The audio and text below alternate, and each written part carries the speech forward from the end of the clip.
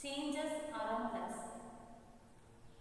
Today, it's a continuous part of effect of chemical changes.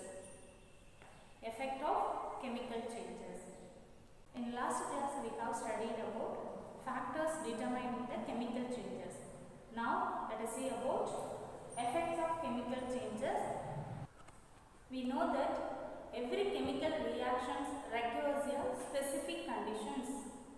When chemical reactions takes place, there will be production of heat, light, sound and pressure.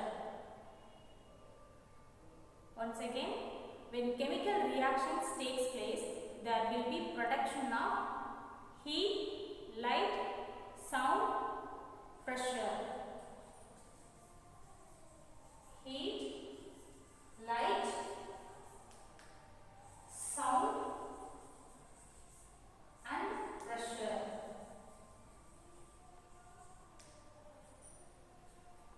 I will discuss about the biological effect. In this topic, we have three sub-topics: spoilage of food, rancidity of fish and meat. Third one is browning.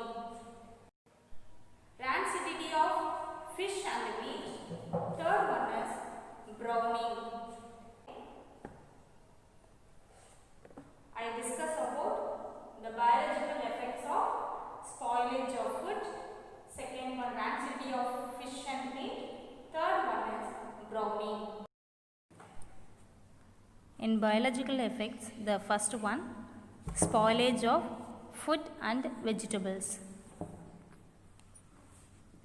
Food spoilage is defined as damage or injury to food rendering it unsuitable for human consumptions. Food must be considered spoiled if it is contaminated with pathogenic microorganisms or various poisonous agents such as pesticides or heavy metals. So, food spoilage may be defined as any change that causes food unfit for human consumptions.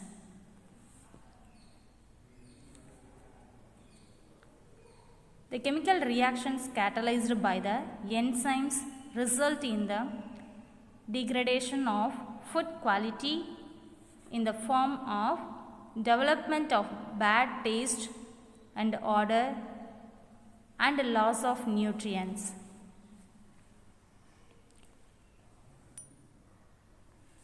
The first example is rotten of eggs develop a bad smell due to formation of hydrogen sulfide gas. Spoilage of food, the original nutritional value, texture, flavor of the food are damaged. So the food become harmful to people and unsuitable to eat.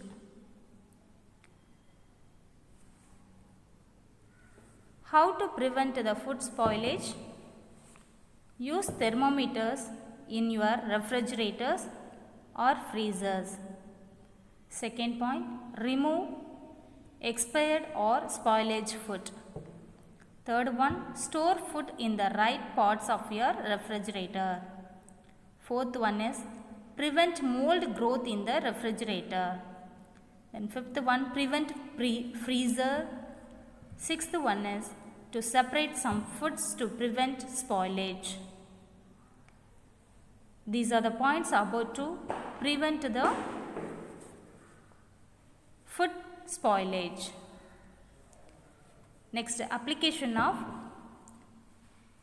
some biological effects. The first one, it can use of pasteurization of and zilling of milk.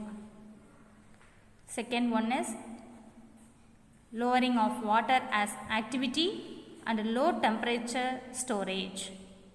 Third one, It can use of preservatives under low temperature.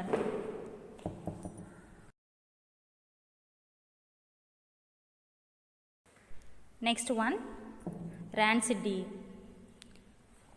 Fishes and meat containing high levels of polyunsaturated fatty acids undergo oxidations. So, rancidity is the development of unpleasant smells in fats and oils, which are often accompanied by changes in their texture and appearance. It has two types of rancidity: hydrolytic rancidity and autooxidations.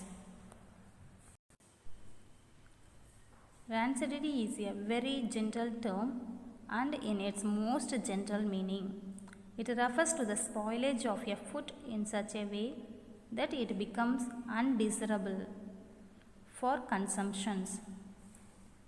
It is characterized by an unpleasant smell and taste. The term rancid particularly applies to oils and fats.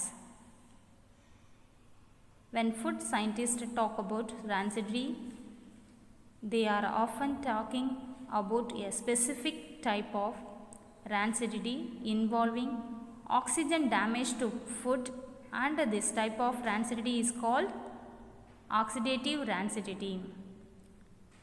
So, it is caused by the biochemical reactions between fats and oxygen. In this process, the long chain fatty acids are degraded and short chain compounds are formed. One of the reactions products is butyric acid, which causes the typical rancid taste. These are the examples of rancidity of fishes and meat. Harmful effects of rancid of food. It leads to deficiencies such as anemia, hair loss.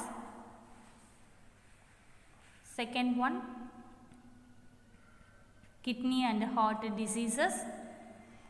The next one, neurodegenerations, and the last one, cancer. The next topic, browning. Apples and fruits turn brown when cut. The browning is a chemical process which occurs in fruits and vegetables by the enzyme polyphenol oxidase, which results in brown pigments. So, apples and some fruits turn brown due to chemical reaction with oxygen in air. This chemical reaction is called as browning. This is the example of browning, apples and some fruits. Next one, melanin. When in contact with oxygen, it catalyzes a biochemical reaction in which the phenolic compounds present in plants become a brown pigment. It is known as melanins.